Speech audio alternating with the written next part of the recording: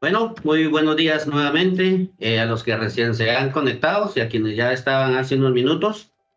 Es para el Consejo Económico y Social de Guatemala un verdadero placer darle la bienvenida a este inicio del programa de capacitación y fortalecimiento institucional, el cual ha sido creado especialmente para ustedes con base en información que nos han hecho llegar los tres sectores que conforman el Consejo Económico y Social de Guatemala, siendo estos el sector cooperativista, el sector trabajador y el sector empresarial.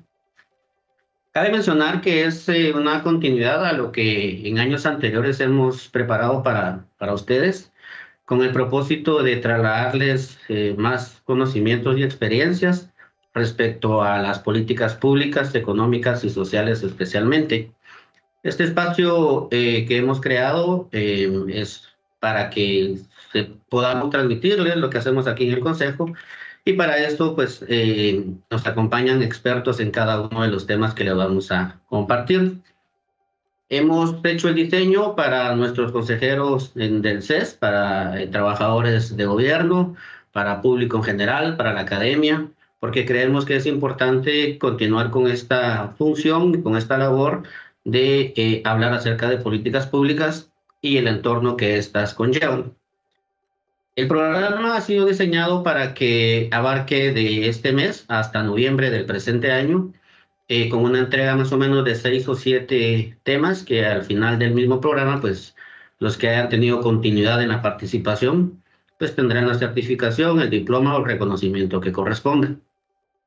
Así es que para nosotros como Consejo Económico y Social es un gusto tenerlos por acá. Les felicitamos de que hayan tomado esta convocatoria e invitación para que sigan nutriendo sus conocimientos o los amplíen. Les adelanto que habrá espacio para preguntas, respuestas, comentarios, ampliaciones del tema. Está el chat habilitado y ahí con esta producción se pueden abocar para hacer sus preguntas. Si alguien quiere tomar la palabra a viva voz, nos lo hace saber, por favor, y con toda la confianza y nosotros con todo el gusto le podemos abrir el micrófono para que se dirija a todos. De hecho, los invitamos a que lo puedan hacer. Es una de las ventajas de hacer estos eventos en vivo, que podemos tener esta interacción. Así es que sin más, los dejo con nuestro expositor para hoy, el doctor Andrés Álvarez, un connotado docente, un connotado investigador, un connotado experto en el tema que hoy nos ocupa, que es el diálogo social, abordaje, discusión y búsqueda de consensos desde el contexto de la democracia en Guatemala. A veces suena un poco largo el título, pero ya el doctor Andrés seguramente lo hará desmenuzando y aclarando más por qué es que lo titulamos de esta forma. Así es que sin más preámbulo, es un gusto para mí dejarles en el uso de la palabra al doctor Andrés. Así es que, por favor, doctor, los micrófonos son suyos. Adelante. Muchas gracias, licenciado, y muchas gracias a todos los presentes y también al Consejo Económico Social. Realmente es un honor apoyarlos en el arranque de este proceso de capacitación y de compartir, más que capacitación, pues diría yo, de compartir experiencias. Mi nombre es Andrés. Soy antropólogo, tengo estudios de posgrado en sociología política y en resolución de conflictos y estoy terminando un doctorado en estudios culturales en la Universidad del Sureste de Noruega. El tema de hoy es obviamente bastante amplio y mi intención es sentar las bases, por un lado conceptuales, pero por otro lado no dejarlo todo en la teoría, sino tratar de irlo enlazando con diferentes experiencias, tanto personales en las que yo he logrado participar, como también recopiladas a través de buenas prácticas en diferentes partes del mundo. Entonces, sin más, vamos a empezar. Y me gustaría arrancar con el tema de las definiciones. Siempre es bueno arrancar con definiciones porque esto nos permite de alguna manera digamos, saber por dónde empezar, sentar unas bases, pero al mismo tiempo darnos cuenta que los temas no son tan sencillos como a veces creemos. A la hora de definir, y esto me sucede mucho en docencia, pedirle a un estudiante definir algo tan sencillo como una acción social o un fenómeno social, puede llegar a ser muy complicado, porque realmente de dónde partimos para hacer estas definiciones. Entonces yo elegí 3 fuentes principales, no son las únicas, pero creo que son voces autorizadas en el tema del diálogo. Y vamos a arrancar con la de la Organización de Estados Americanos, que define el diálogo como un proceso de solución de problemas que se usa para entender situaciones sociopolíticas y económicas que no podrían ser atendidas adecuada o eficazmente por una o varias instituciones estatales. Entonces, para la OEA, el diálogo tiene una connotación eminentemente política, y específicamente una connotación de política pública, porque al final de cuentas el diálogo se establece cuando se necesita llegar a un acuerdo, o cuando se necesita entender de mejor manera un tema desde la perspectiva multiactor. No es solamente el Estado el que va a solucionar el problema, no es solamente el mercado el que va a solucionar el problema, no es la sociedad, sino que es necesario sentarse desde diferentes sectores para poder entenderlo de mejor manera. Entonces, una fuente muy interesante que encontré fue a través de un censo que se le hizo al PNUD, al Programa de Naciones Unidas para el Desarrollo, a trabajadores que han estado en misiones de paz en diferentes partes del mundo, y a partir de ese censo se genera la siguiente definición, que dice que la cualidad crítica del diálogo es que los participantes se juntan en un espacio seguro para entender los puntos de vista del otro, para así desarrollar nuevas opciones para atender problemas diversos. Entonces, complementando la primera definición de la OEA, que tiene una visión más de política o de política pública y que involucra el tema del Estado, el PNUD nos está hablando de temas mucho más operativos. Nos está hablando de que lo primero y lo más importante es que para el diálogo tiene que existir un espacio seguro. Y lo segundo es que el diálogo parte de la intención de entender diversos puntos de vista, especialmente del que se denomina del otro, y por eso lo puse entre comillas, porque a veces es muy fácil, y especialmente en contextos políticamente polarizados, y ni siquiera tengo que hablar de Guatemala, puedo hablar del mundo, donde actualmente la polarización política es un problema, un riesgo identificado incluso por varios de los expertos en futuros, y que lo definen como un riesgo en el corto plazo para los próximos 5 años, la polarización política creciente en el mundo. Pues esto de definir quién es el otro o vernos como los otros es fundamental entenderlo en función de los procesos de diálogo. Y la tercera fuente es la de Juanita Brown. Ella es la fundadora del proceso World Café, o Café Ciudadano, como se le ha denominado aquí en Latinoamérica, específicamente en Guatemala, y me gustaría centrarme un poquito en este tema, en el sentido que ella no ve la parte política, no ve la parte procedimental, sino que va al corazón del asunto del diálogo, y con una sola frase define la filosofía de lo que es el diálogo. El diálogo es una conversación, pero no es cualquier tipo de conversación. No es cuando nos juntamos a hablar con los amigos sobre el fútbol o sobre nuestro pasatiempo preferido, sino son conversaciones que realmente importan. ¿E importan para quién? Que importan para la sociedad. Entonces, en este sentido, si enlazamos las 3 definiciones que les planteé, tenemos, por un lado, el elemento de política o de política pública, porque vamos a dialogar para ver temas que son de interés común, público. En segundo lugar, tenemos que llevar el punto de vista o la disposición a entender el punto de vista del otro en un espacio seguro. Y en tercer lugar, y fundamentalmente lo que nos dice Juanita Brown, el tema de que estas conversaciones al final de cuentas tienen que ser sobre temas relevantes, sobre temas que importan. Al final de cuentas, más importante que las definiciones, creo yo, es la práctica. El diálogo se construye colectivamente, se construye sobre la marcha, y Guatemala es uno de los muchos países que ha sido sujeta sujeto de las experiencias positivas y negativas. Por supuesto que hay que ser muy autocrítico en ese sentido, pero Guatemala ha sido uno de varios países que han servido como laboratorio para diferentes tipos de procesos de diálogo. Vamos a hablar un poquito más de las tipologías, las metodologías, los estilos más adelante. Entonces, listo. ¿Dónde es que se enlaza el diálogo y la democracia? ¿Y por qué yo utilizo específicamente el término diálogo democrático? Y no necesariamente diálogo a secas, o diálogo social, o diálogo comunitario. Para mí el tema de la democracia es fundamental en el tema del diálogo, porque tenemos la necesidad de una cultura democrática.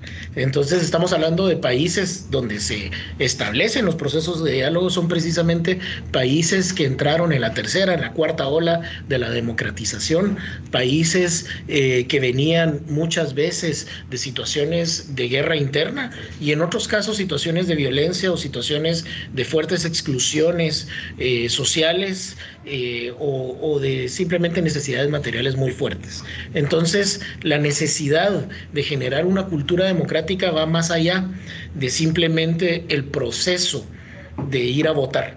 Entonces hablamos de la democracia procedimental, sociólogos guatemaltecos como Alberto Torres Rivas lo hicieron mucho hincapié durante muchos años acerca de este tema, de que la democracia es mucho más allá del puro procedimiento de ir a emitir un voto, o de ir a afiliarse a un partido político, o de tener algún tipo de participación en la política local. En el fondo de todo está el tema de generar una cultura democrática que nos guíe en nuestro actuar, no solo puramente estatal o puramente político, sino nuestra vida pública y privada cotidiana. Entonces, esta cultura democrática es la que se fortalece a través del diálogo, o más bien, se los pongo al revés, el diálogo es un prerequisito de esta cultura democrática. Sin diálogo no puede existir cultura democrática. Sin cultura democrática no podemos tener realmente una democracia vibrante, y sin democracia pues no es necesario que les diga a dónde podemos ir a parar. Entonces aquí es necesario hablar de la diferencia entre la democracia suave y la democracia dura o fuerte. La democracia suave se refiere a estas capacidades que puede tener o no un Estado o una sociedad de resolver sus problemas pacíficamente, de cooperar entre los diferentes partidos políticos, de generar una agenda que sea incluyente para todos los actores y sectores del país, especialmente en contextos multiculturales, en contextos con muchas diferencias sociales, marcadas, por ejemplo, con la distinción urbano-rural, como puede ser en el caso de Guatemala, que no es igual en otros países. ¿Cómo se generan estos procesos de inclusión social para que la agenda democrática o la agenda dentro de la democracia sea realmente incluyente? Y tenemos también la capacidad de la participación ciudadana. ¿Hasta qué nivel estamos fomentando realmente la participación de los diferentes actores, de los diferentes sectores? ¿Dónde están los espacios seguros para hablar? Y dónde es que se decantan o hacia dónde se filtran las necesidades, los intereses de las poblaciones.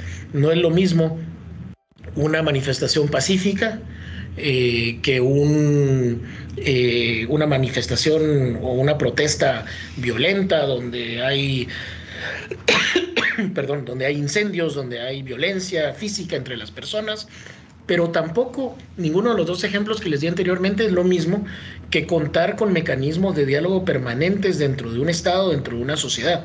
Y en ese sentido creo que Guatemala cuenta con el privilegio, y aquí paso a hacer el comercial, del Consejo Económico Social, que fue concebido precisamente como un espacio que junta a tres sectores fundamentales para la vida económica del país y que se reúnen regularmente a discutir temas de coyuntura, de estrategia del país, en un ambiente de mucha libertad y de mucha apertura. Y yo creo que ese tipo de mecanismos para la participación y para el diálogo permanente es precisamente lo que se requiere.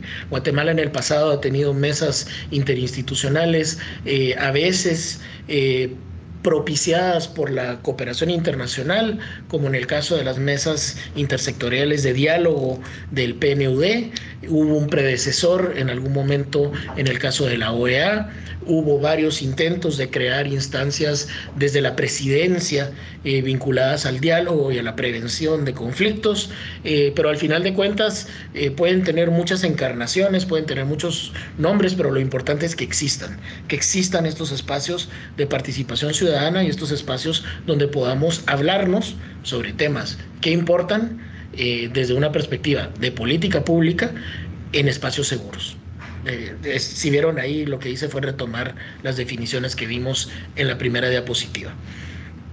Pero bien, es fácil que salten a la vista algunas dificultades. La democracia suave no lo define todo, la democracia suave no determina todo, la democracia suave puede tener sus falencias o puede llegar hasta cierto punto, si no existe una democracia fuerte. La democracia fuerte se define como la gobernabilidad democrática. La gobernabilidad democrática entendida como la capacidad de las instituciones de hacer sus trabajos, de canalizar las necesidades de los ciudadanos, pero también de mantener un orden en función de la legislación vigente, el Estado de Derecho y la paz y la tranquilidad de las personas. Entonces, hoy el ejemplo claro es Haití, un país que ha contado con mucha ayuda internacional, con muchos mecanismos de diálogo. De hecho, hay internacionalmente un mecanismo a nivel de CARICOM, de los países del Caribe, está tratando de apoyar a este país que está en serios problemas, pero al final de cuentas, mientras haya grupos armados sumamente violentos que tienen el control de Puerto Príncipe, la capital, de nada sirve la democracia suave. De nada sirve que se tenga la disposición de resolver problemas pacíficamente, de nada sirve si los partidos están de acuerdo, de nada sirve si hay una agenda incluyente, de nada sirve si hay mecanismos de participación ciudadana, si al final de cuentas las calles están tomadas por grupos violentos. El ejemplo inmediato anterior a Haití también podría ser Ecuador. Entonces, la democracia se puede ver en función de sus capacidades suaves y fuertes. Yo creo que ese es el mensaje importante. El diálogo democrático tiene unos principios generales y vamos a ver más adelante que el diálogo democrático no es para todas las ocasiones, ni es el único instrumento que tenemos en nuestra caja de herramientas para generar procesos de participación, procesos democráticos. El diálogo democrático es muy específico y tiene sus propias reglas del juego, tiene sus propios principios, y los principios más importantes son estos 5. El primero es la inclusión. Un proceso de diálogo democrático debe estar diseñado desde el inicio para poder incluir a los actores que puedan tener voz y voto en los diferentes aspectos que se van a discutir, en estas discusiones que importan, como dijimos hace algunos minutos. Entonces, el principio de inclusión quiere decir que todos los stakeholders o actores con interés, en su mejor traducción al español, puedan participar, quieran participar, sean invitados a participar. Es muy complejo. Puede existir la intención de invitarlos, pero no están las condiciones políticas para que asistan, por poner un ejemplo. El segundo principio importante de un proceso de diálogo democrático es que debe existir un sentido de copropiedad. Y esto no es de ninguna manera un idealismo extremo de decir que autónomamente o espontáneamente se van a reunir los actores interesados en un tema a dialogar. Siempre va a haber un patrocinador, un impulsor. Esto puede ser la cooperación internacional, puede ser el Estado, pueden ser entidades autónomas o semiautónomas, como en el caso del Consejo Económico Social. Pero lo importante es que los participantes se sientan copropietarios de los procesos, ¿sí? Si ellos sienten que tienen algún nivel de decisión, por ejemplo, en las reglas del juego que se van a seguir en el diálogo, en los temas que se van a abordar, en la manera en la que se van a construir los consensos, si es que se van a construir o no, en los documentos que se van a publicar finalmente, en cómo se va a comunicar el resultado del diálogo. Entonces, en ese sentido, la copropiedad es muy importante. El tercer principio es el del aprendizaje. El diálogo democrático se ha construido internacionalmente y los expertos en diálogo democrático han sido pioneros en un concepto que ahora se aplica a muchas otras áreas académicas, a muchas otras áreas de práctica social, que es el aprendizaje de doble círculo. ¿A qué se refiere el aprendizaje de doble círculo? Quiere decir que normalmente nosotros tenemos un proceso que diseñamos, implementamos, medimos el éxito y cerramos. Y no volvemos a saber nada hasta la próxima vez que nos toca implementar un proceso similar. El aprendizaje de doble círculo, que es base del diálogo democrático, se refiere a que implementamos, aprendemos, sistematizamos los aprendizajes, sobre la marcha vamos enmendando la plana, si quieren ustedes, ir ajustando el proceso para que sea mejor, y después tenemos un resultado final. Pero antes de iniciar un proceso nuevo, venimos y estudiamos y retomamos todas las lecciones aprendidas de los procesos anteriores. En ese sentido es que es de doble círculo el aprendizaje. Y esto es fundamental para el tema del diálogo democrático. El humanismo es otro principio importante, porque al final de cuentas el diálogo se basa en la premisa fundamental que la persona que voy a tener del otro lado de la mesa o a la par mía en la mesa es un ser humano, igual que yo, con los mismos derechos, con las mismas potencialidades, que tenemos diferentes puntos de vista sobre lo que vamos a discutir, pero que nos vamos a respetar en el sentido de esa humanidad compartida que tenemos. Y por último, el diálogo democrático siempre debe tener una perspectiva estratégica. Si nuestra perspectiva es más táctica, y les pongo un ejemplo, y no voy a mencionar específicamente cuál, pero digamos que nuestra perspectiva es más táctica, nuestro interés es más táctico de aprobar una ley lo más pronto posible, puede ser que el diálogo democrático no sea el mejor instrumento. Hay otros instrumentos para generar podría ser una negociación entre partes, una negociación de dos partes, por ejemplo.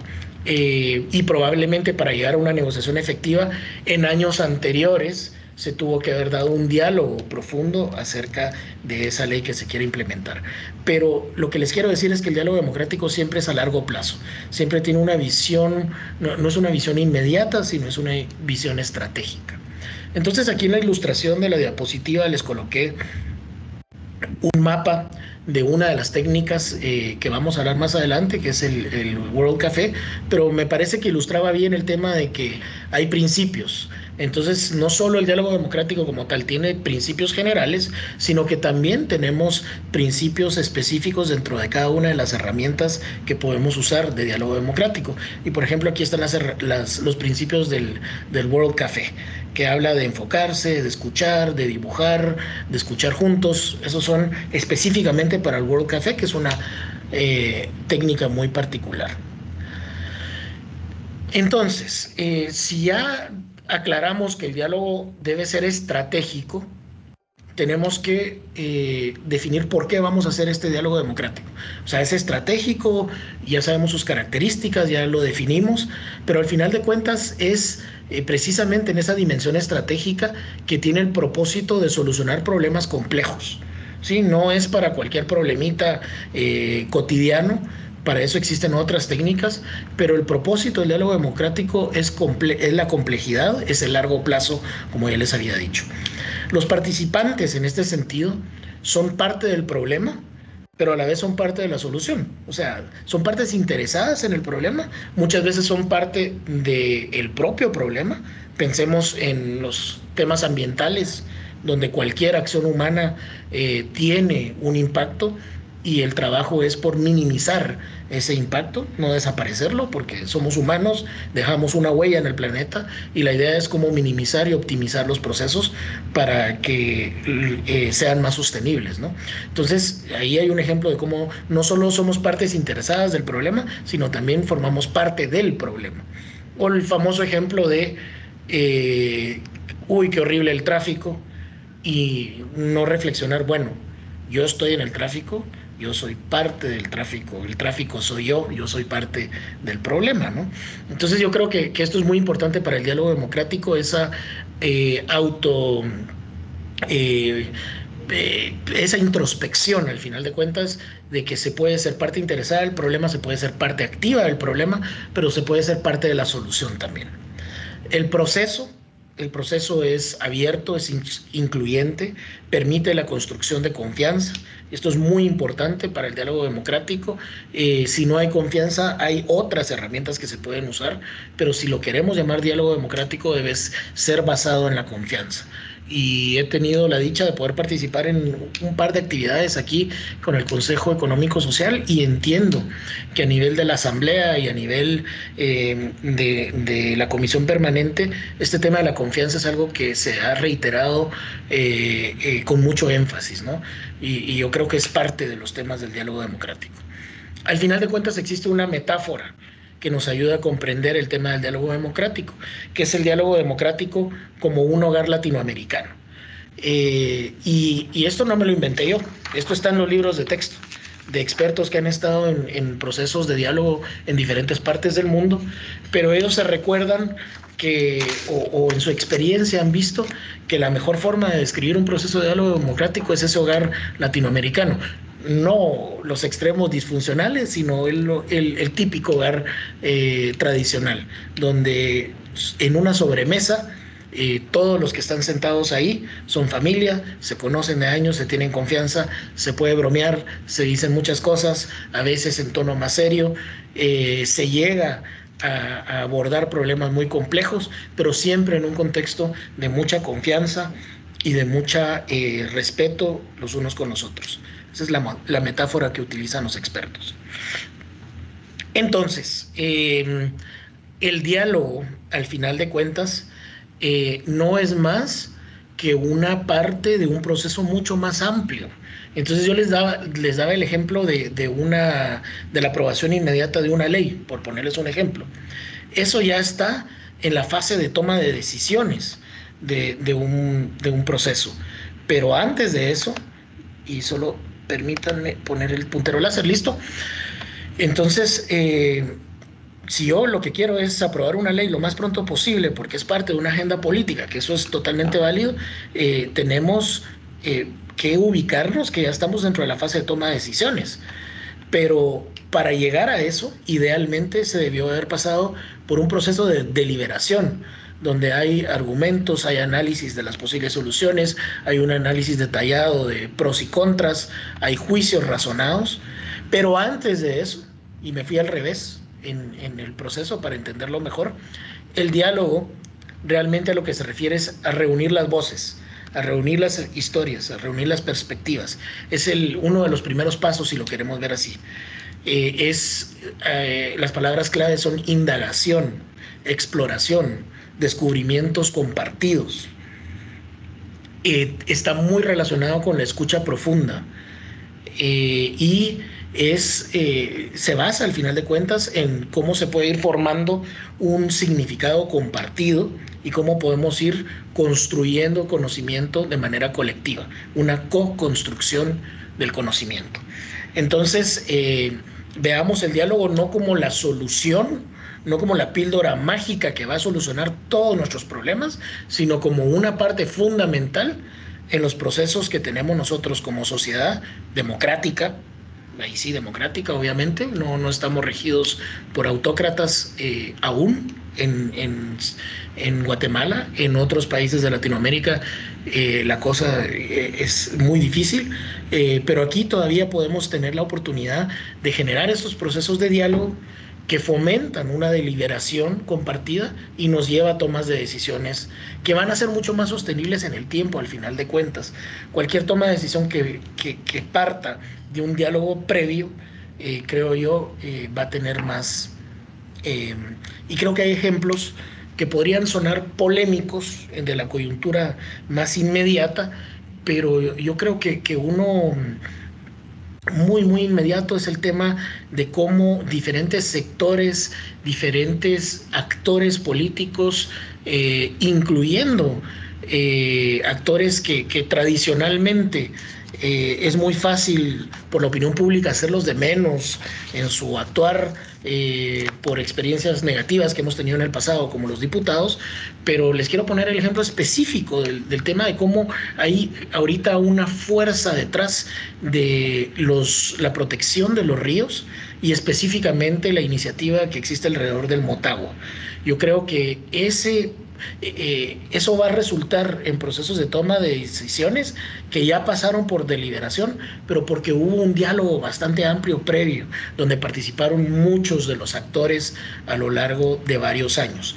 O sea, llevamos años de estar viendo estas imágenes impactantes de los plásticos en el río Motagua, y yo creo que eso poco a poco, en diferentes foros, en diferentes espacios, ha ido generando una conciencia colectiva de la necesidad de tomar decisiones.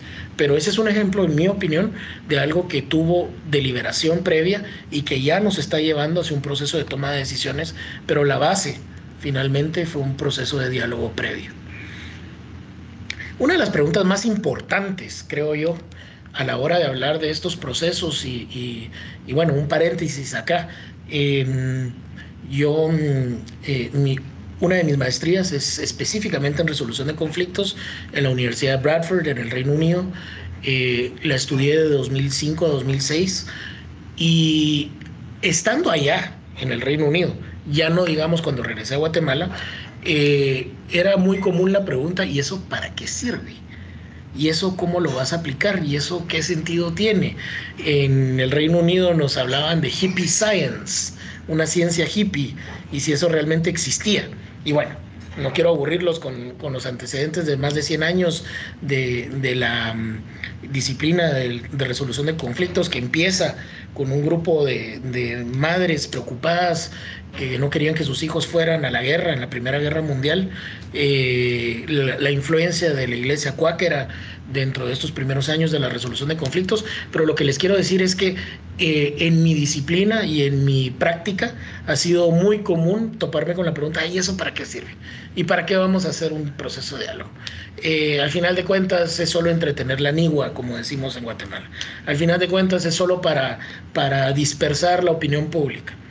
Pues bueno, muchas de esas críticas son ciertas, pero hay una recopilación de casos muy antigua. Yo creo que ahorita ya se podría actualizar bastante, pero les podría decir que han habido procesos de diálogo democrático muy constructivos y con excelentes resultados en Argentina, Bolivia, Guatemala, Burkina Faso, Colombia, Georgia, Granada, Guyana, Honduras, Jamaica, Mozambique, Nicaragua, Panamá, Paraguay, Uruguay, Perú, Venezuela, Tayikistán, Trinidad y Tobago.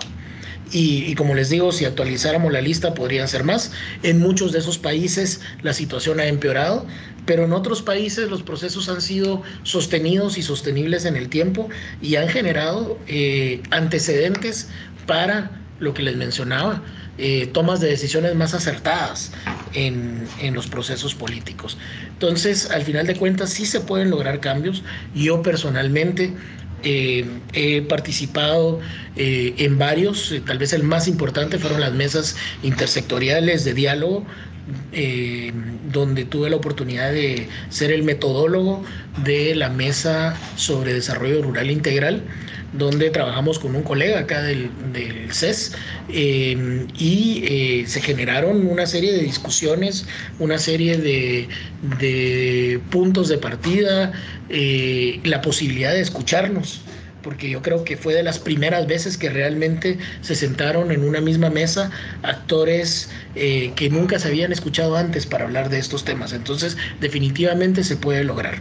Y otra cosa muy importante es que todo depende, este éxito, se puede lograr el cambio, sirve de algo, no sirve de nada, pues al final de cuentas esto se tiene que evaluar en función de la fase, el estado o la parte de la realidad que nosotros queremos transformar.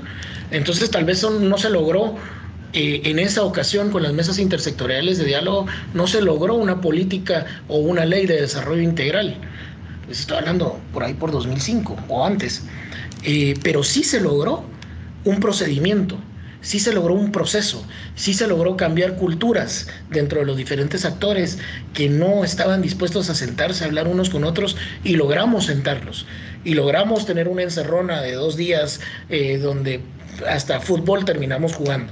Entonces todo depende de dónde pongamos la lupa, a qué nivel, porque puede ser un logro de cultura, puede ser un logro de procedimiento, puede ser un logro de parcial, donde se generaron algunas puestas en común de algunos temas, o puede tener un gran logro nacional como la implementación de una política o de una ley.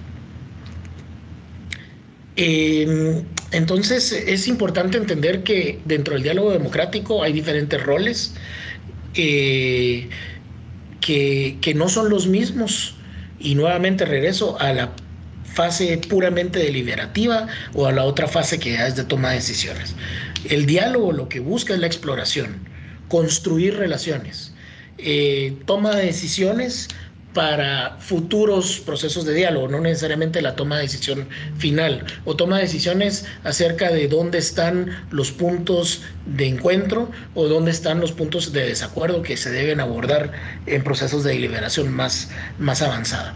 Pero también se considera el tema de la acción colaborativa, cómo vamos a colaborar los diferentes actores que estamos, y ahí es donde entra el proceso de copropiedad del asunto. El proceso tiene varios propietarios, porque todos durante el proceso que nos vamos conociendo, que vamos dialogando, que nos vamos escuchando, nos vamos volviendo también copartícipes, copropietarios, y eventualmente tenemos un interés en que el proceso de diálogo no fracase.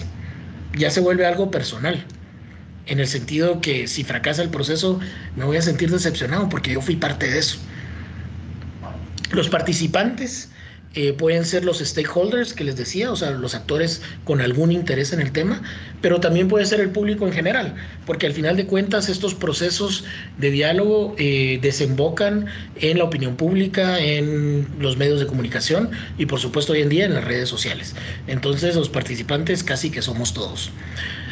Las escalas pueden ser procesos de diálogo comunitarios, diálogo democrático a nivel de una comunidad o de 2 comunidades pequeñas que no tengan más de 10,000 habitantes, por ponerles un ejemplo.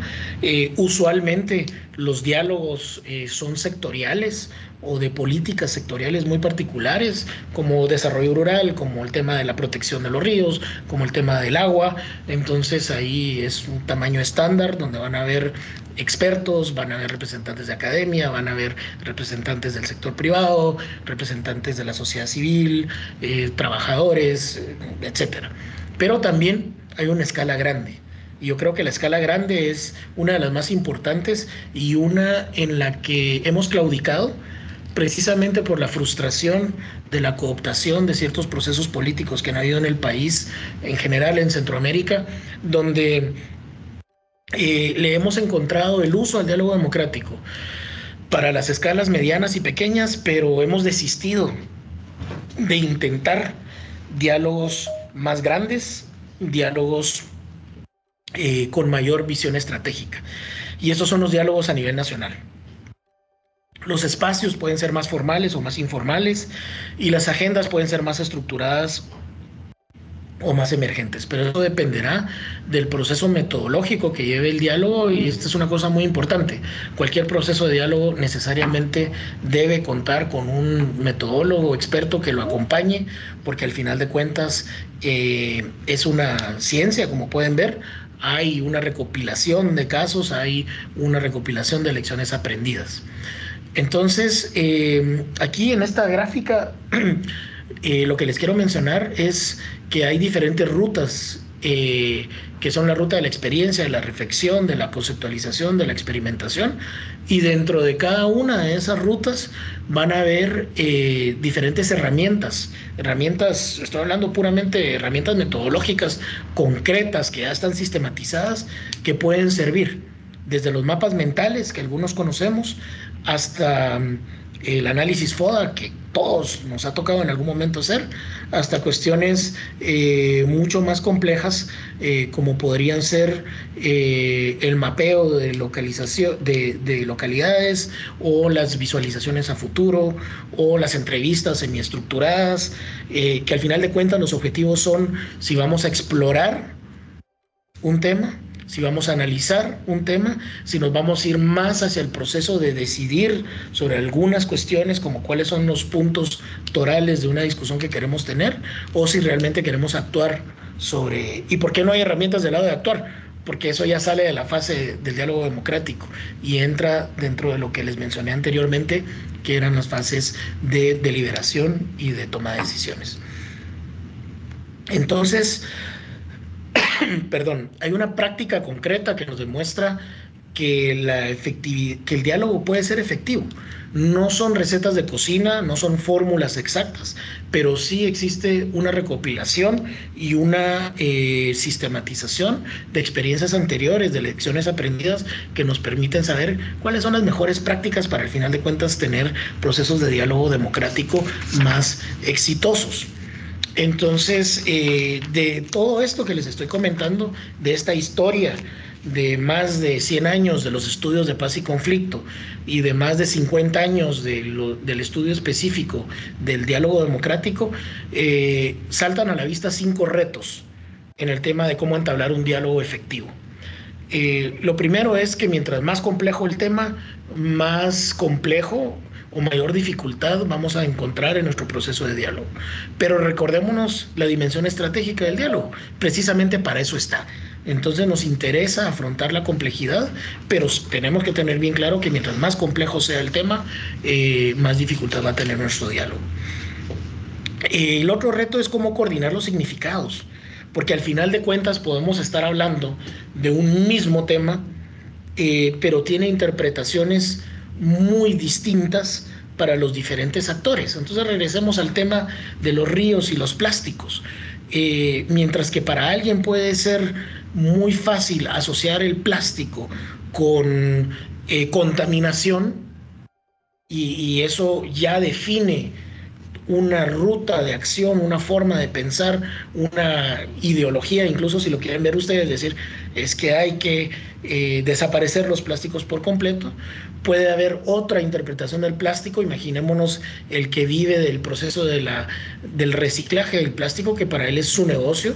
Entonces dicen, no, podemos seguir teniendo plástico, yo soy el que lo recicla, yo voy a ayudar en ese proceso, y podemos tener puramente al dueño de la fábrica de plásticos o al dueño de la compañía de comida que utiliza esos plásticos, que dice, es que yo necesito esto para asegurar la inocuidad del producto alimenticio que estoy vendiendo, la seguridad de ese producto, la consistencia del mismo, que llegue bien al consumidor final. Eso me interesa a mí. Entonces, todo depende del significado que le demos a una misma cosa, a una botella.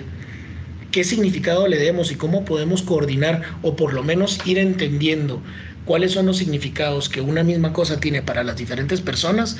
Ahí está el segundo reto del diálogo efectivo. El siguiente reto es cómo vamos a innovar, porque de alguna manera, aunque les dije que no existen recetas y no existen fórmulas, tendemos a implementar recetas y fórmulas, y entonces tendemos a decir, como el licenciado Andrés dijo que debería de hacerse de tal forma, entonces vamos a hacerlo de tal forma, y resulta que no necesariamente era así la cosa. Entonces, ¿cómo podemos aprender de las buenas prácticas, pero al mismo tiempo dejar abierta la ventana para producir innovaciones en las metodologías y en los procesos de diálogo? ¿Cómo facilitamos la participación? Perdón, la palabra correcta aquí me equivoqué yo con una traducción, no era deliberación, sino cómo facilitamos la participación de todos los actores.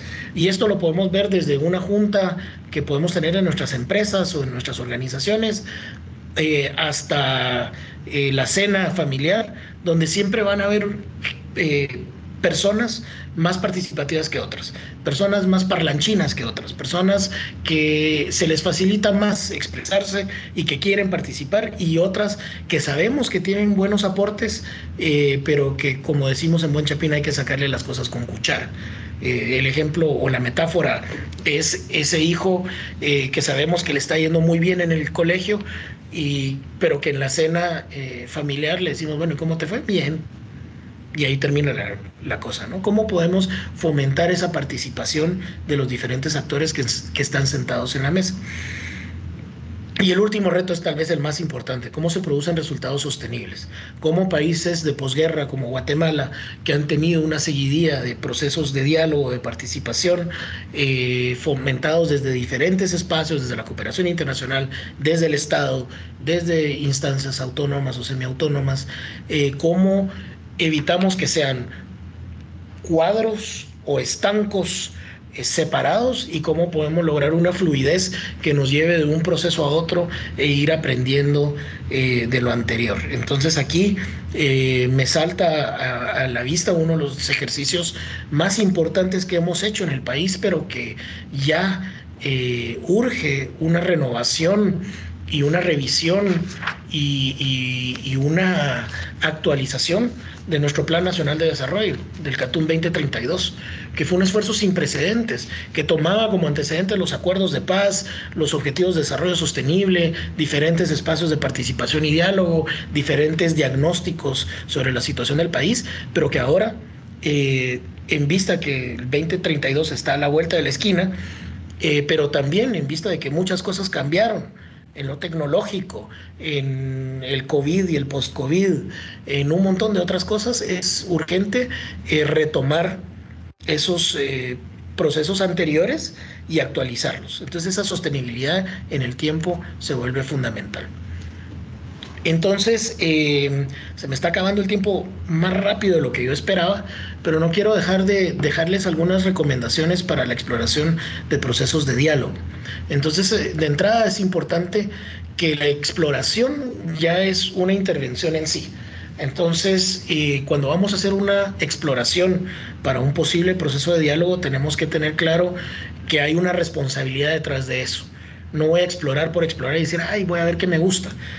Se van a generar intereses, se va a generar curiosidad en diferentes actores cuando estamos explorando, si vamos a entrarle a un tema o a otro, o con ciertos sectores u otros. Entonces debemos tener la responsabilidad propia de decir, bueno, vamos a entrarle a esto, a quiénes vamos a invitar, con quiénes hablamos desde el inicio, y al final de cuentas generar un compromiso ético de que todos los participantes a los cuales abordamos tengan acceso a la información, a los resúmenes, a los resultados, a la metodología, a los procedimientos de nuestro proceso de diálogo, y no solo esta idea de extraerles el conocimiento, extraerles las ideas, sacar el diagnóstico, decir, bueno, pueblos indígenas, o bueno, grupos ambientalistas, o bueno, sector privado, denme sus 5 o 6 ideas para tal cosa, yo lo sistematizo en un documento, me lo llevo y nunca regreso con ellos a decirles, miren, esto se usó para tal cosa,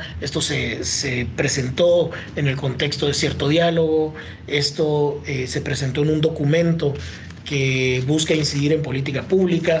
O sea, al final de cuentas, es una responsabilidad empezar estos procesos.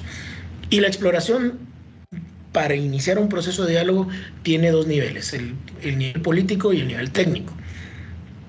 Es el momento político para los actores con los cuales estamos trabajando, es el momento político correcto, pero también contamos con las capacidades técnicas para abordar esto. Contamos con un equipo experimentado en procesos de diálogo, de facilitación, y a veces hasta más amplio que eso, la logística, montaje de eventos, protocolo, en un país donde a veces hasta cuesta conseguir un salón de hotel porque ya todos están reservados para el resto del año.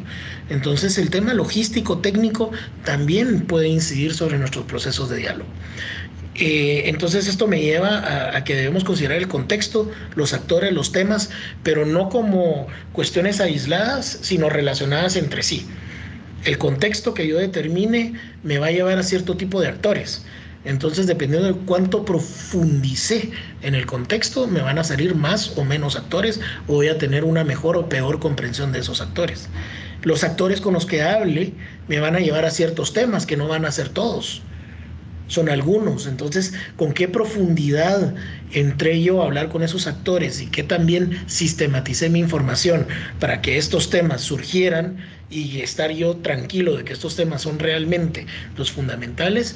Depende de qué también hablé con los actores y depende de qué también estudié mi contexto. Pero también los temas después se regresan al tema del contexto.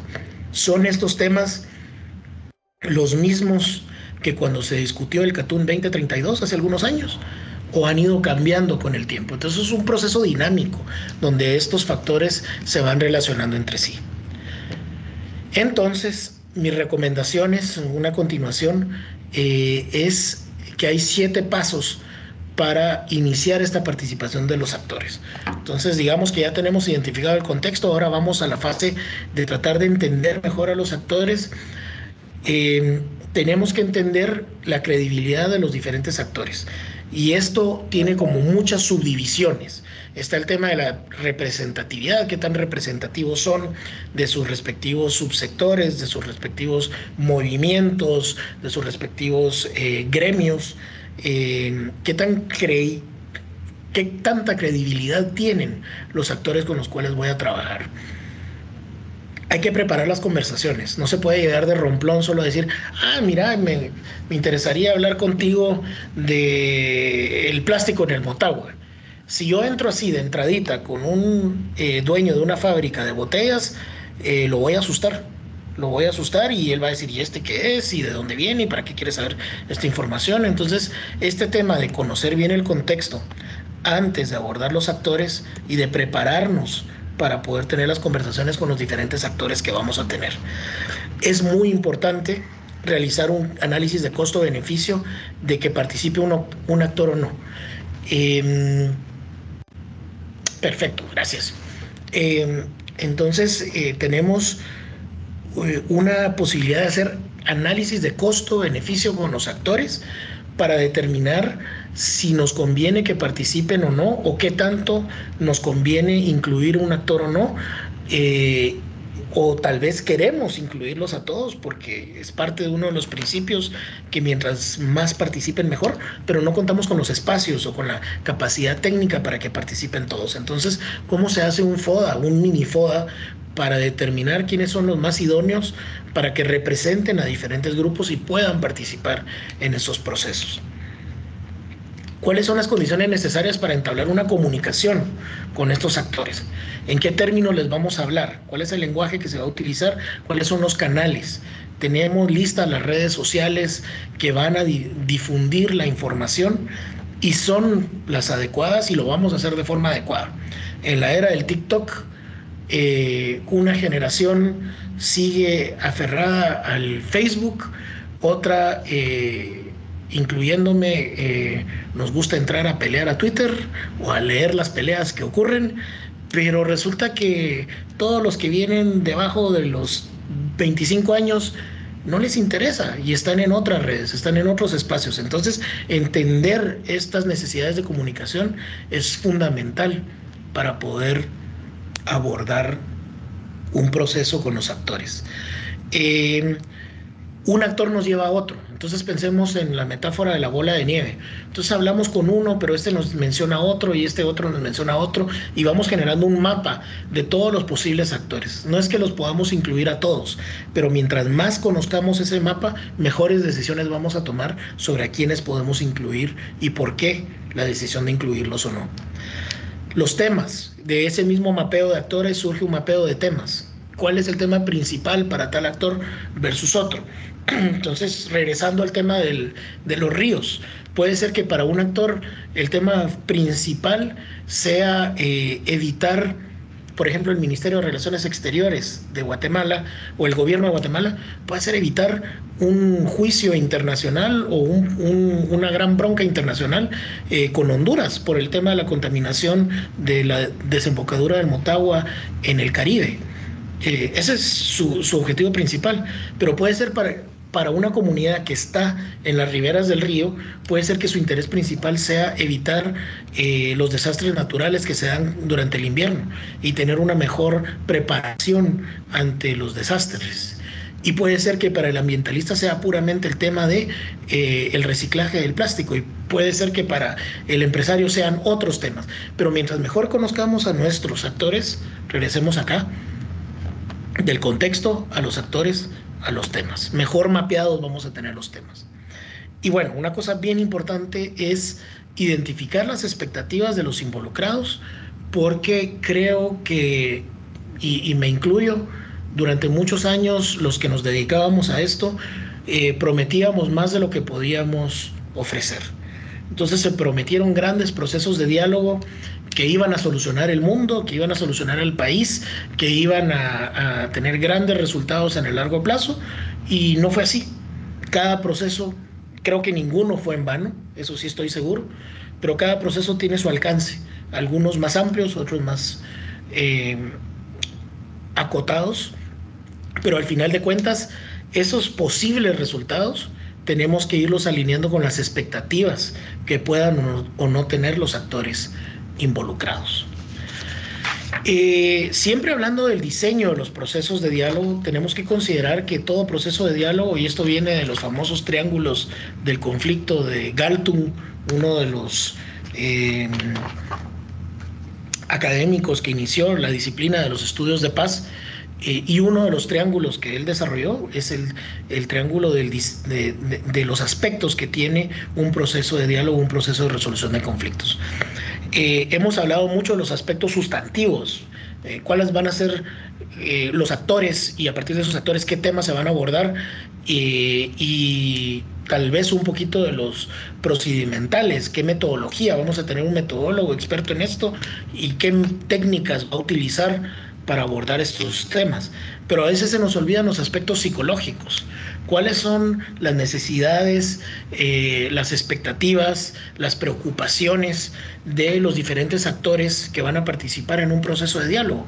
Puede ser que yo tenga en un mismo proceso a personas que se sienten muy cómodas con una videoconferencia de 50 y pico personas, creo que vamos ahorita, y que no le preocupa sentarse frente a la cámara y hablar, pero puede ser que alguno de los actores venga de un contexto distinto donde eso le genere mucha ansiedad, y no puedo asumir que van a reaccionar igual a la misma propuesta, a la misma metodología, a la misma técnica que se va a utilizar. Entonces, los aspectos psicológicos son muy importantes a considerar. Y cómo convencemos a los participantes sobre la importancia de incluirse a sí mismos, de participar en un diálogo democrático. Se puede apelar a los valores. Yo creo que esta metáfora del hogar latinoamericano que les mencionaba hace un momento, pues al final nos pega a todos.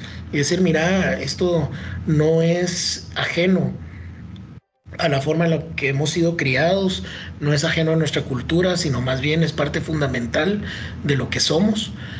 Pero también se puede apelar a lo específico de cada grupo, decir, mira, tú eres un actor importante que ha sido invisibilizado, y participar en este proceso te puede servir para las intenciones de tu grupo específico.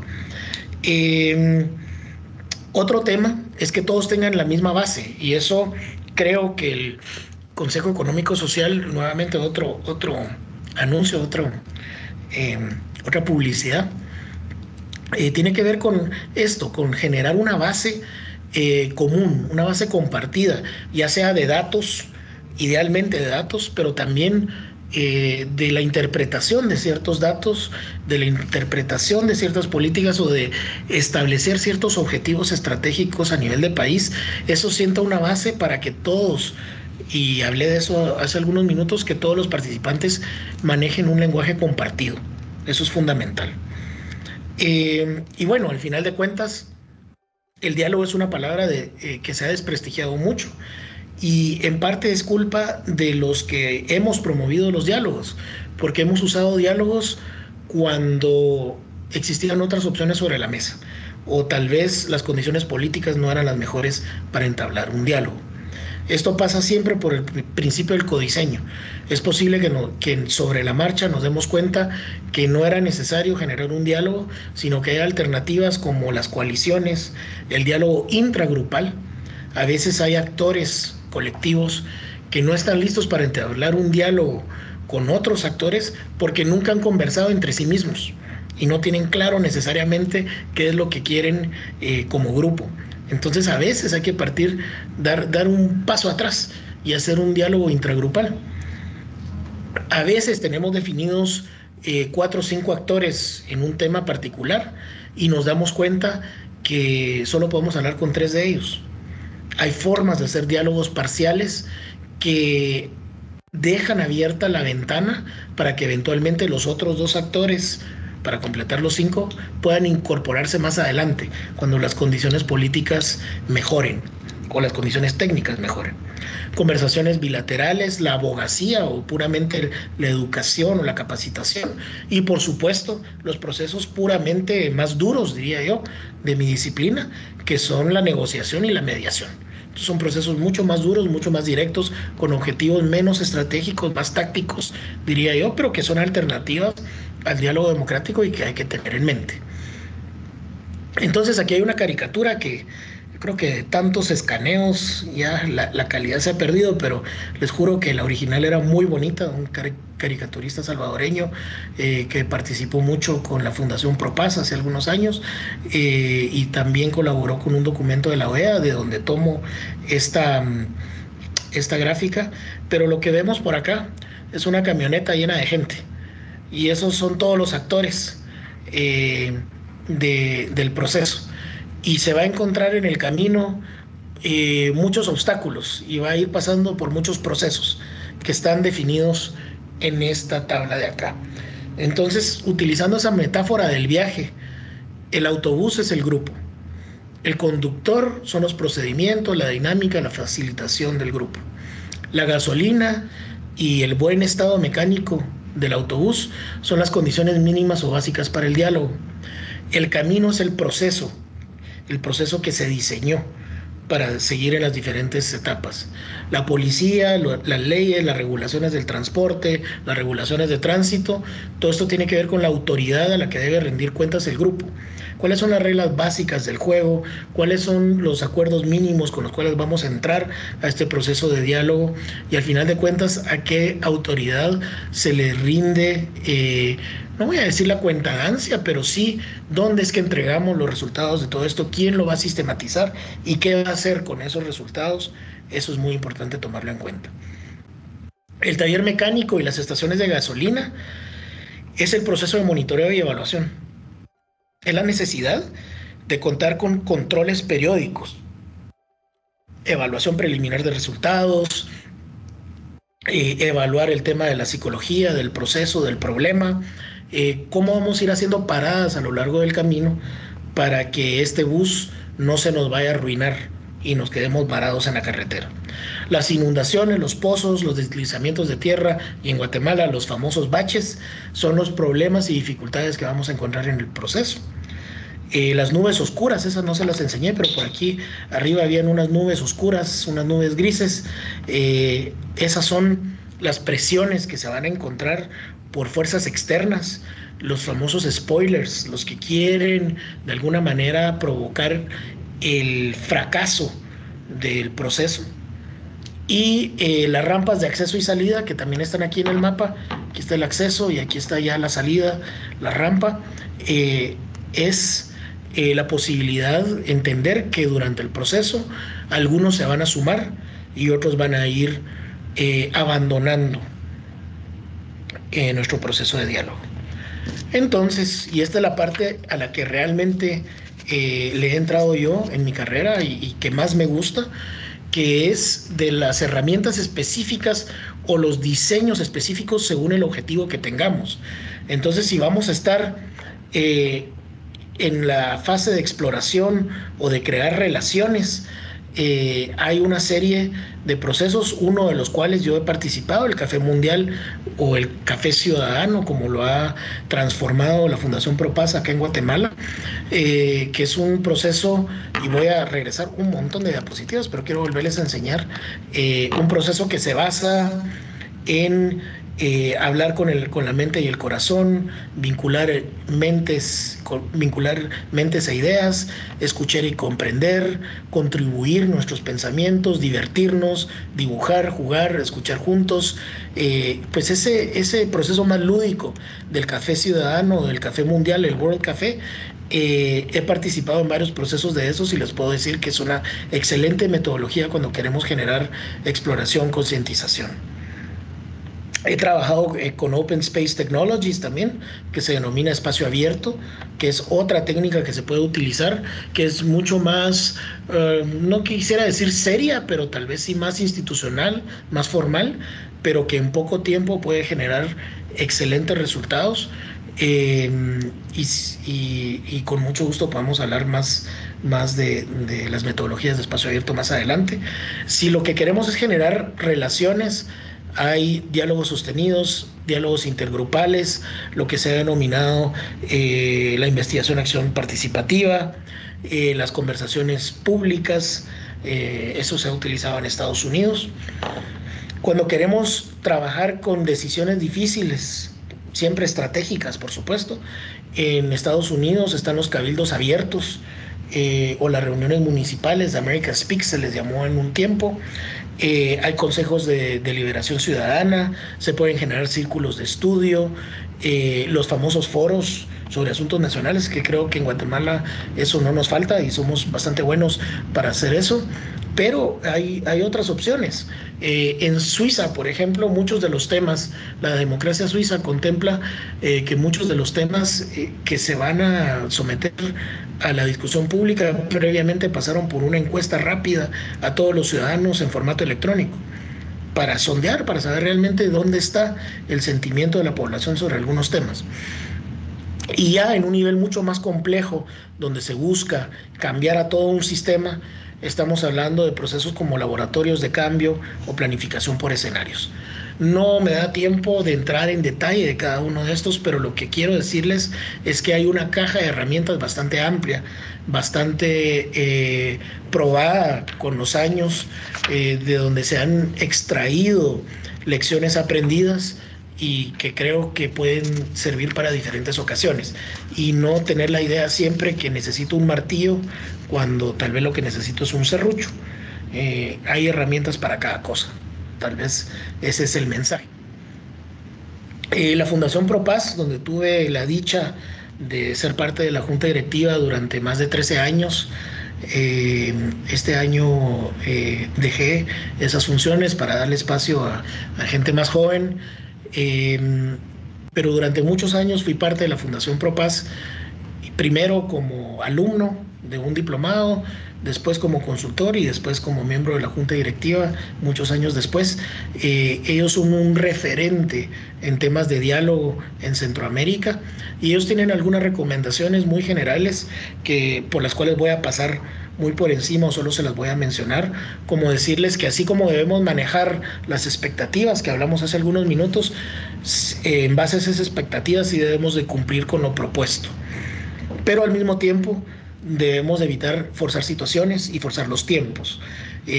Los procesos de diálogo tienen una vida en sí misma y no podemos pretender que porque nuestro calendario decía que durante la tercera sesión íbamos a abordar tal tema y ese tema se iba a agotar en esa sesión. Eso en la práctica no siempre funciona así. No esperar de otro lo que uno mismo no está en disposición de hacer. Entonces no puedo esperar que los otros hagan una escucha activa conmigo si yo en el proceso de diálogo estoy ignorando lo que el otro me está diciendo, o clásico estilo de estoy escuchando lo que me está diciendo pero para ver cómo lo contradigo. Perdón.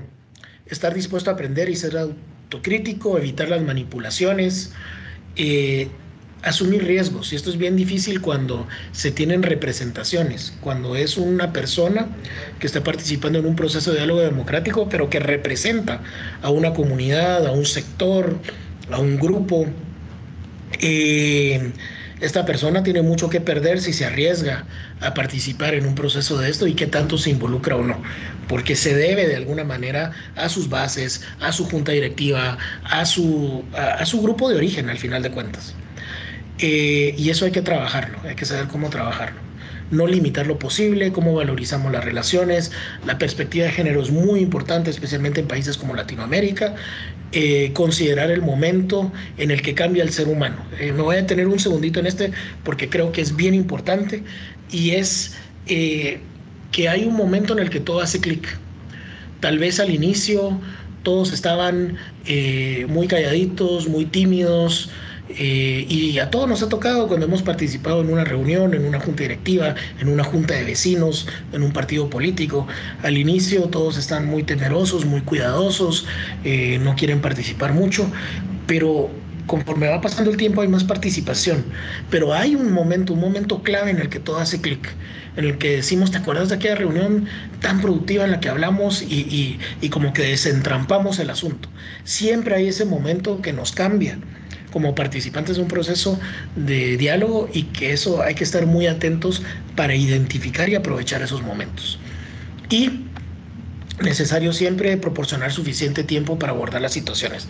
Como les mencionaba hace un momento, el tema de que no se pueden forzar ciertos temas, y así como algunos temas se nos pueden extender más de lo que esperábamos, otros los podemos solucionar en menos tiempo, y así vamos compensando para cumplir con un cronograma, porque al final de cuentas, si alguien nos está financiando un proceso de diálogo de un año, pues no podemos darnos el lujo de tardarnos 2.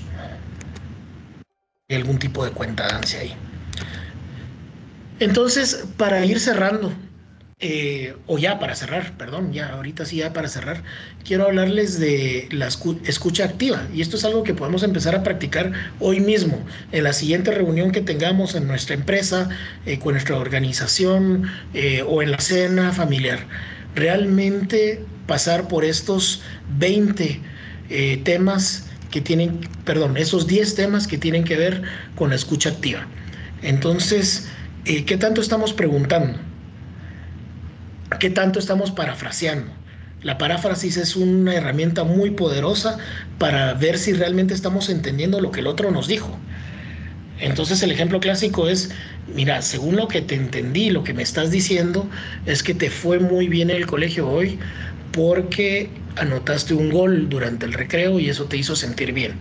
Esa paráfrasis suena como algo muy sencillo, pero es algo muy poderoso porque hace que la otra persona se conecte a nivel neurológico y que diga, wow, mi papá de verdad me escuchó, de verdad entendió lo que es importante para mí. De la misma manera, resumir, tomar notas es muy importante, validar los sentimientos. Puede ser que no podamos, por nuestra posición, validar la ideología, las posturas, las ideas, las conclusiones de otro, pero podemos validar sus sentimientos y podemos decir, sí, entiendo cómo te pudiste haber sentido excluido en el pasado, o entiendo cómo te pudiste haber sentido frustrado con tal y tal cosa que no funcionó. Las emociones, cómo manejamos las emociones y cómo manejamos nuestro lenguaje corporal. ¿Vamos a estar así toda la reunión o vamos a tener una expresión de brazos abiertos y de ver a los ojos y de empatía y de realmente tener apertura para dialogar? Tratar de suspender los juicios de valor mientras estamos dialogando. Esto no quiere decir que vamos a aceptar lo que el otro nos dijo al 100%, pero suspender el juicio. Y entonces, regresando al tema, yo no voy a decirle a mi hijo, no creo que lo del gol sea lo más importante, quiero saber qué aprendiste en matemática. Ahí estoy rompiendo el diálogo. Durante el diálogo debo suspender el juicio y validar que para esa persona lo más importante fue el gol a la hora del recreo. Después podemos volver con otras preguntas y decir, bueno, pero ¿y en tus clases cómo te fue? Qué bueno que te sentiste bien con ese gol, pero ¿y en tus clases y en la mate? ¿Y cómo vamos con eso? Y ahí probablemente se nos va a cerrar, conociendo yo que soy padre, y ahí puede ser que termine la conversación, pero lo importante es que mientras estamos escuchando, suspendamos el juicio. Y en una buena conversación hay que tener un buen ritmo, aprender a manejar los silencios, respetar los tiempos, no sobreextenderse, y por eso es que ahorita precisamente termino mi presentación y abro a la participación de ustedes. Hay otras recomendaciones para la escucha activa, pero como conclusión general les quiero decir que el diálogo democrático es una de muchas herramientas que tenemos. Dentro del diálogo democrático hay muchas técnicas en las cuales podemos profundizar, pero yo creo que lo importante aquí, como Consejo Económico Social, el mensaje que se quiere transmitir es que vivimos en una democracia, necesitamos una cultura democrática, nos reconocemos como diferentes actores con diferentes intereses y diferentes ideas, y que el diálogo democrático es no solo una herramienta, porque no es solo pragmáticamente, sino filosóficamente también es un fundamento importante para construir una sociedad más democrática y de mayor prosperidad para todos. Entonces yo lo dejaría por ahí, y con mi colega el licenciado Amal para moderar las preguntas. Muchas gracias, Andrés. Es un verdadero gusto poder participar en esta sección de preguntas y respuestas, y para ello quiero entrar con un juicio de valor.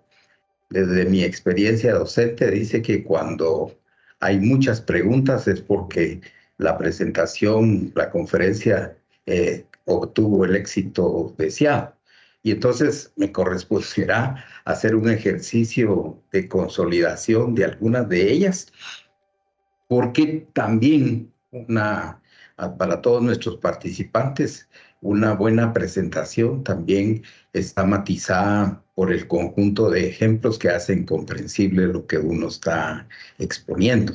Y eso se refleja en la calidad de las preguntas que tenemos. Yo quiero partir de un breve resumen, no de toda la presentación, porque tiene una riqueza tal que volveríamos a hacer otra conferencia. Pero yo sí le diría a nuestros participantes que hay por lo menos dos grandes acertos en la exposición. La primera es que se dialoga cuando se necesita llegar a un acuerdo y por tanto resolver algo. Dialogar por dialogar es una de las grandes conclusiones de esta presentación. No tiene sentido, ¿verdad? Para eso vamos a otro lugar. Y el otro gran acerto es la debilidad de nuestra cultura democrática, ¿verdad? Es decir, queremos que de la noche a la mañana hayan resultados en términos de eso que se llama democracia, ¿verdad? Como modelo, como sistema político, etcétera, y queremos que en cuestión de horas se transforme aquello que no hemos construido. La cultura democrática es algo que se construye cotidianamente, ¿verdad? Y es un asunto generacional también. Eso lo explicó muy bien el doctor Álvarez. Muy bien, Andrés, hay varias preguntas, pero en principio quiero hacer un bloque de 3, porque creo que cada una tiene elementos que pueden o deben de tener significado de tal magnitud que requieren unas respuestas puntuales. La primera es, ¿cuál es la diferencia entre acuerdo, pacto y consenso? Y lo central de la pregunta es, ¿y si estos 3 tienen que ver con el tipo de diálogo o sectores? Dice, pero debo de suponer que es del diálogo entre los sectores. Si nos vamos con esta primera cuestión, Andrés, por favor. Perfecto. Sí, yo creo que el tema de un acuerdo implica un nivel de institucionalidad o de formalidad más grande que el tema del consenso. El consenso, diría yo, que puede ser el producto final o una lista de consensos mínimos, puede ser producto final de un proceso de diálogo democrático con líneas estratégicas, pero ya cómo eso se plasma en un acuerdo, eso ya es una cuestión más formal, donde puede ser que tengamos a las personas dispuestas a firmar ese acuerdo o no firmarlo. Ya requiere otro nivel de compromiso. Y el tema de pacto, yo creo que el pacto tiene una connotación mucho más política, mucho más táctica, mucho más inmediata, es menos estratégica y se refiere a cuestiones muy puntuales que usualmente entre dos o pocos actores, no necesariamente muchos actores. Entonces yo creo que sí es muy interesante analizar el significado real de cada uno, pero yo diría que de los tres, para el diálogo democrático, el más importante es el consenso.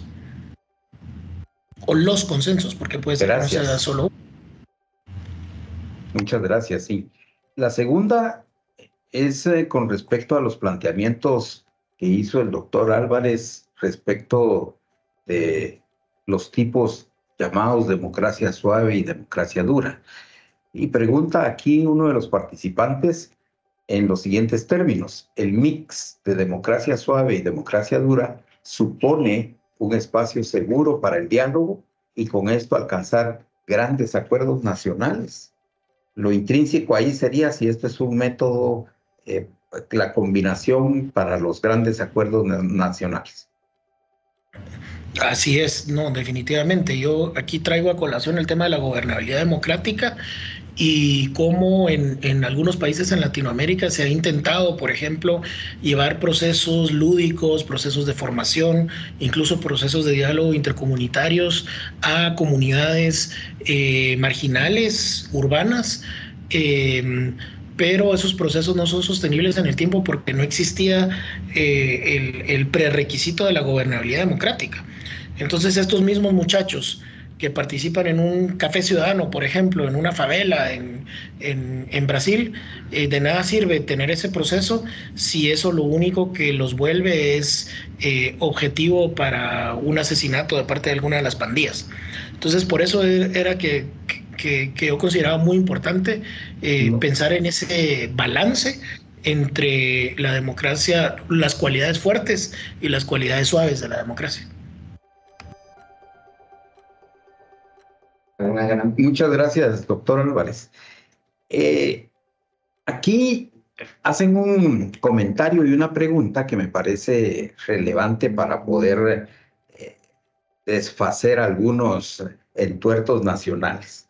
Dice que felicitan al doctor Álvarez por la excelente exposición, pero además preguntan que si en las distintas instancias del poder no dialogan, por ejemplo, en el Congreso se negocia y no dialogan, si cree usted que eso deviene de una falta de confianza y buen actuar ahí, lo cual provoca que la población no crea en el diálogo democrático. Totalmente de acuerdo y creo que la pregunta lleva ya implícita la respuesta, pero quiero regresar al tema del circulito que presenté de diálogo, deliberación y toma de decisiones. Y creo que nuestra naciente democracia y nuestra naciente cultura democrática, obvio, el interés principal ha sido en ganar. Y cuando se gana es en el proceso de toma de decisiones. Y cuando se toma interés en un tema es cuando se está deliberando antes de esa toma de decisión. Pero se nos olvida el proceso previo, que es el proceso de diálogo. Y eso, como bien indicaba el magíster Aval, pues es una cuestión cultural, es una cuestión que se debe aprender desde la escuela, que las democracias maduras es porque las elecciones estudiantiles para ser presidente de clase ya llevan implícito un proceso que va más allá de la pura campaña política a la que nosotros estamos acostumbrados, sino que antes de eso están acostumbrados desde kinder, desde pequeñitos, a entablar procesos de diálogo y algo tan sencillo como la escucha activa, ¿no? Entonces no sé si alguien acá ha tenido alguna vez algún amigo nórdico y especialmente noruego o sueco, y ha tenido una conversación con ellos y realmente uno cuando habla con una persona de esos países siente que realmente lo está escuchando. Pero eso no es casualidad o no es genética. Eso es porque desde la escuela les enseñan los procesos de escucha activa, de diálogo, negociación, mediación. Es cultural. Gracias, Andrés. Hay dos preguntas aquí que creo que son de las preguntas que no podemos dejar de formular, porque tenemos participación de varios ministerios de Estado, del Ministerio de Cultura, del Ministerio de Educación, del CONAP, del INACOP, de COVIAL, de CONRED, etcétera, del Consejo Nacional de Juventud, del Consejo Nacional de Adopciones. Y aquí hay dos preguntas que creo que en términos muy particulares requieren de respuestas en esa vinculación entre las propuestas que hace el doctor y la realidad en medio de la cual los servidores públicos nos movemos. La primera dice, a nivel operativo o de aplicación de la política pública, es difícil en campo porque no se ha diseñado con el diálogo con los actores involucrados y beneficiarios. Pregunta, ¿cómo se podría superar esto y que las instancias rectoras de la política pública diseñen y ejecuten coherentemente? Y voy a unir la siguiente porque lo vincula con las 4 rutas del diálogo. Dice la persona que formuló la pregunta, considero que deberían aplicarse estas 4 rutas a cada fase de programación y de planificación institucional. Sin embargo, también hace falta una política de Estado como referente de esas estrategias. Lo dejo en el uso de la palabra para tan importante. Muchas gracias. Es una pregunta muy, muy compleja, pero aprovechando ahí la mención, un saludo muy cordial a los compañeros del INACOP. Guardo muy gratos recuerdos de mi paso por ahí hace algunos años. A ver, creo que se puede ver paralelamente en lo micro y en lo macro. Creo que a nivel macro sí es fundamental que el proceso de formulación de políticas, que ya lo tiene a nivel teórico, considere temas de participación ciudadana, el tema participativo. Tal vez ahí lo que falta siempre es tiempo, presupuesto, capacidad instalada, recurso humano, formación, capacitación, pero creo que en el espíritu moderno de la formulación de políticas públicas ya está inserto el tema de la importancia de generar discusiones. Tal vez no necesariamente es la palabra diálogo democrático la que se utiliza en la teoría de política pública, pero sí participación ciudadana, investigación de campo, etcétera. Creo que el diablo está en los detalles siempre y es, como decía, estas restricciones presupuestarias, humanas, de tiempo que siempre tenemos, pero creo que se pueden dar pasos concretos y ahí es donde va mi propuesta inicial. De toda esta caja de herramientas, ¿cuál se puede implementar fácilmente en el ambiente en el que yo me manejo? Por ejemplo, trabajo en el MAGA y estoy trabajando con los extensionistas rurales, donde tal vez un proceso de deliberación o de diálogo democrático tipo un café ciudadano, pues ahí sobre el campo no existen las condiciones adecuadas, no existe el espacio correcto, pero puedo aplicar otra técnica. Puedo hacer entrevistas en profundidad, puedo hacer mapas comunitarios con los extensionistas y al final de cuentas creo que es un proceso paulatino de ir incorporando técnicas en el día a día de la labor del servidor público que pueden ayudar a ir incorporando más voces y aunque no estemos en el momento exacto de decir esta es ya una cultura democrática o implementamos un proceso de diálogo democrático, sí podemos decir que implementamos técnicas específicas que están bien documentadas. Por ejemplo, recomiendo mucho y tal vez se los hago llegar por si se puede distribuir. Hay un manual que se llama el SAS-2 de Chevalier y Bucles, que son expertos en investigación, acción participativa, y estos colegas tienen bien sistematizada una serie de técnicas que ya cualquiera que lea una de las técnicas y diga mañana me voy a campo a tratar de implementarla, la pueden implementar. Y por supuesto que no va a salir perfecto a la primera, pero es un proceso de aprendizaje. Entonces yo diría que es de empezar paulatinamente, mientras no perdamos de vista también la parte más estratégica de que sí, la política pública moderna debe considerar el tema de la consulta y de la investigación profunda con los actores involucrados. Y hay un aspecto que, retomando varias preguntas, no quiero dejar de proponer. Y es que el doctor Álvarez habla en principio de refiriéndose a nuestras generaciones, por lo menos la mía, que participaron abiertamente de diversos procesos, planteando ideas desde otras perspectivas de no dialogantes, llamémosle. Pero también vemos ahora el otro extremo de la evasión de esta cultura de los jóvenes, de las nuevas generaciones, pues que las preocupaciones son otras, ¿verdad? Si el mejor modelo de acceso al Internet es más veloz, etcétera, y la problemática nacional, pues ya otros la resolverán. Y entonces nos preguntamos si como parte de ese proceso de construcción de la cultura democrática podemos ir generando también mecanismos para denominar algo de alguna manera, cómo perder el miedo a expresar nuestras ideas en un marco de absoluta inadversión, ¿verdad? Por ejemplo, el mejor ejemplo de esto es el nombramiento de gobernadores. Si lo analizamos a la luz de cómo se hacía en el pasado, pues severas críticas, poco transparente. Cuando se intenta transparentar, ¿por qué no se habla con el candidato que se eligió, verdad?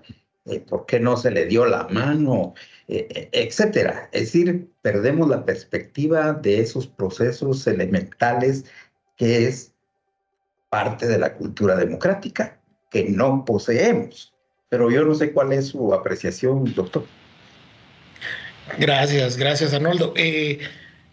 Antes de contestar directamente la pregunta y aludiendo al ejemplo, es que es hasta contraproducente, porque entonces fomentamos la participación.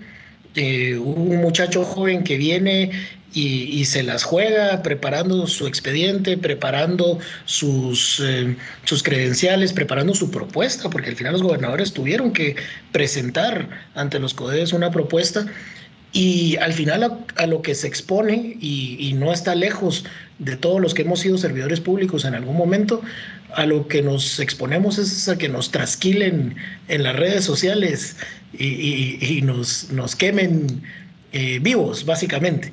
Entonces, sí, definitivamente esa inmediatez y sí, tal vez la inmediatez de la cultura. Y otra cosa, que mañana se nos va a olvidar, porque la agenda de mañana va a ser la crítica a la huelga de Dolores y las pintas, y que si sí huelga, si no huelga, si se recupera la huelga, si se proscribe para siempre la huelga.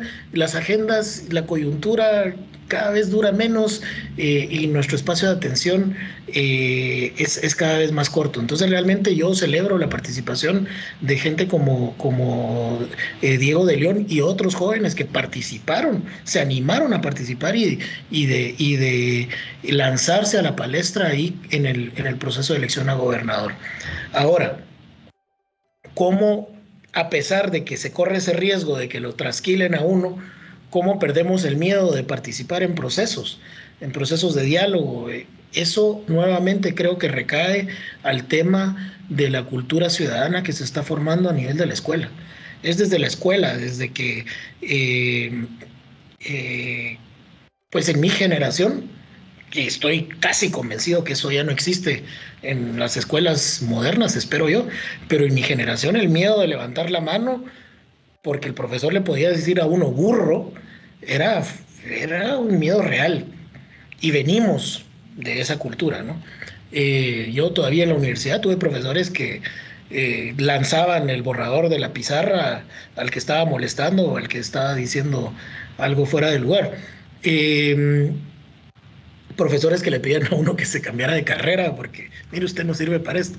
Entonces creo que no se han generado precisamente esos espacios seguros a nivel comunitario, a nivel, por ejemplo, la típica respuesta ante la pregunta, mira, ¿y por qué no participas en tu asociación de vecinos?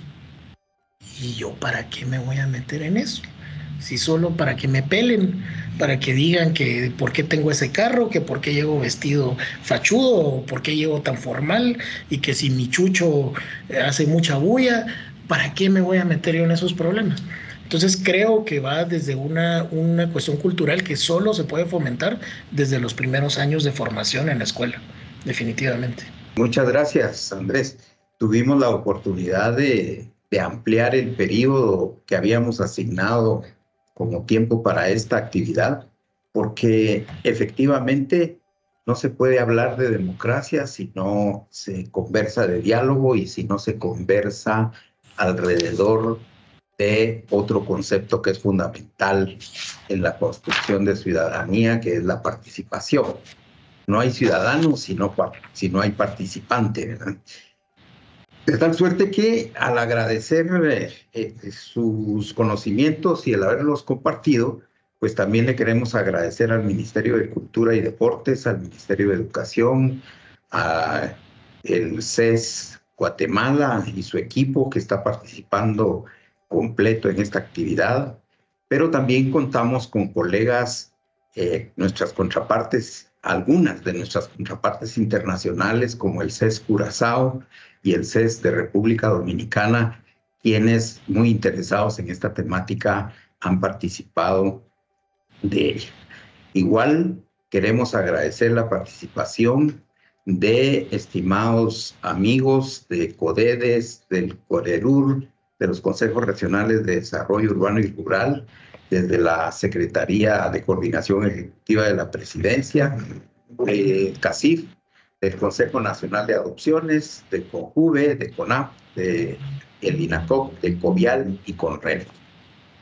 Para cerrar esta actividad, pues, aparte de agradecer estas participaciones que hacen pues muy relevante estas actividades, quiero señalar que la grabación de este primer encuentro académico en torno a este tema va a figurar en nuestro canal de YouTube y va a permanecer ahí para que lo podamos socializar también con nuestras contrapartes para poder hacer comentarios alrededor de lo que aquí se trabajó. Para cerrar, yo quisiera señalar, estimados participantes, que quizá vale la pena no olvidar las palabras del sociólogo argentino Juan Carlos Portantiero, ya hace muchos años, como en el 2000, que decía que las instituciones democráticas las construyen los sujetos democráticos. Entonces, no nos perdamos. Hay una cultura poco democrática y tenemos que avanzar hacia la construcción de una cultura democrática que nos permita creer en estos procesos. Lo que Andrés Álvarez nos comentaba, que yo lo recuerdo perfectamente, lo que pasó hace mucho tiempo cuando iniciamos procesos de diálogo era diálogo es pérdida de tiempo, diálogo es una cortina de humo, etc.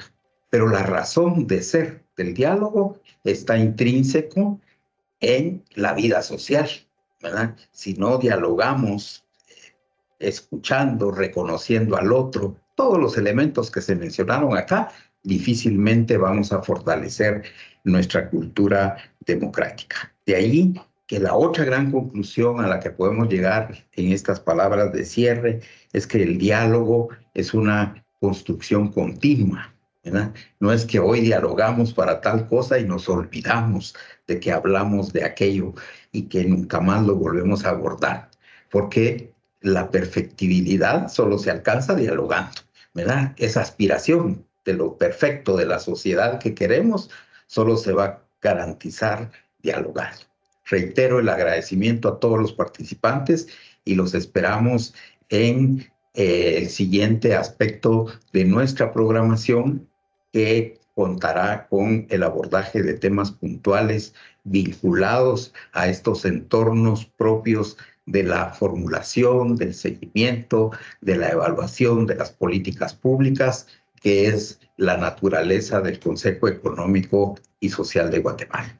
Muchas gracias, buenas tardes y nos vemos en una próxima oportunidad.